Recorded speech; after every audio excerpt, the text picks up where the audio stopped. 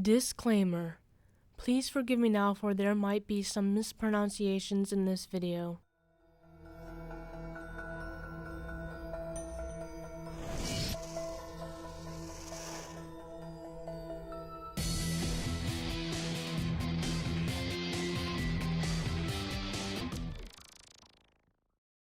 There is a lake known as Lake Mendota in Madison, Wisconsin that is located near the University of Wisconsin with a history of a lake monster. The tales go as far back as the Native Americans in their past, who were the first to encounter the beast. But it was the white settlers that gave the lake monster its name, Bozho. Charles E. Brown, a folklorist and writer of sea serpents, believed that the name came from the Indian hero or god called Bozho. Firstly, the oral legends claim that the giant serpent was taking a shower bath in the lake, an action that was thought was responsible for the whirling water sprouts that formed over the lake.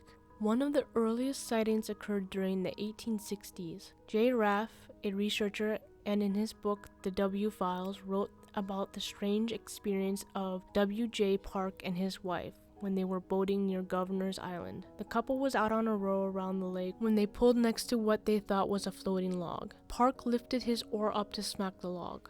The water erupted and the log dove underwater. He and his wife were convinced that they saw a lake monster, but fearing being ridiculed, the couple kept the encounter to themselves. It wasn't until many other serpent sightings began to circulate that he finally decided to share his sighting with others. Billy Dunn, who was one of Madison's most infamous fishermen, had an experience. In 1892, the Chicago Daily Tribune recapped Dunn's 1883 encounter. According to the newspaper, Dunn and his wife were out fishing near what was called Livesey Bluff when he noticed a black object moving threateningly towards the boat. Before I continue, I wanted to say I couldn't find a place on Lake Mendota that is called Livesey Bluff, so I can't say how accurate this story is. A creature approached, and being able to discern the outline, Dunn described it as a large snake that rose up several feet out of the water, the forked tongue darting fiercely backwards and forwards as it swam its way through the disturbed water. The experienced fisherman was not intimidated as he seized his oar and braced for attack. And the serpent, with a fierce hiss, shot upon the boat and was greeted by Dunn's oar. But the serpent wasn't deterred. It clamped its long black fangs down on the wooden oar. The beast tried to thrash itself from the entanglement. Dunn grabbed his holstered hatchet and smashed down on the serpent. Beaten, the serpent released itself from the oar and sank underwater. Dunn stated that he did not trust himself to guess at the length of the monster, yet he did say that it was a light greenish color and covered with white spots.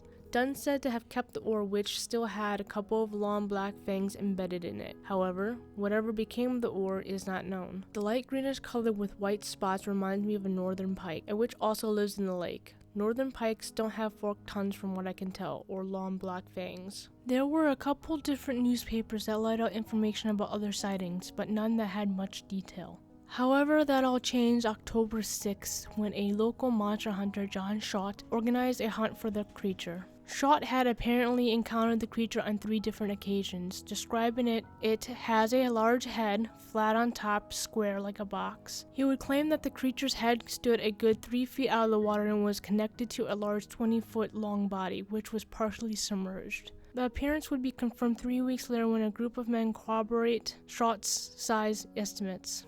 On October 28th, another group of young men braved the harsh fall conditions to set sail. Midway through the route, the dozen sailors caught sight of a huge serpent moving through the water. The Eau Claire News wrote, all of them declare that it was very large. Some say it was fully 35 feet long, and others say it was 30, and the lowest estimate was 25. Not being on a hunt for the serpent, they had no firearms and were glad to escape the monster. In August of 1899, a group of women were on a camping expedition along the banks of the lake. The party consisted of Mrs. E. Grove, Mrs. J. J. Petcher, and several other unnamed women. The party would get into their boat and head on to the lake. The women would notice something bobbing in the water, and according to the Red-Sign Daily Journal, the woman saw a long snake-like monster with a head 10 inches across and a tail which had horns. The group frantically paddled back to shore, and luckily for them, the commotion of their paddling scared the creature, and it plunged back into the depths of the lake, creating a great deal of foam. Following up the woman's story, the Wisconsin State Journal skeptically reported that the 6-foot-long monster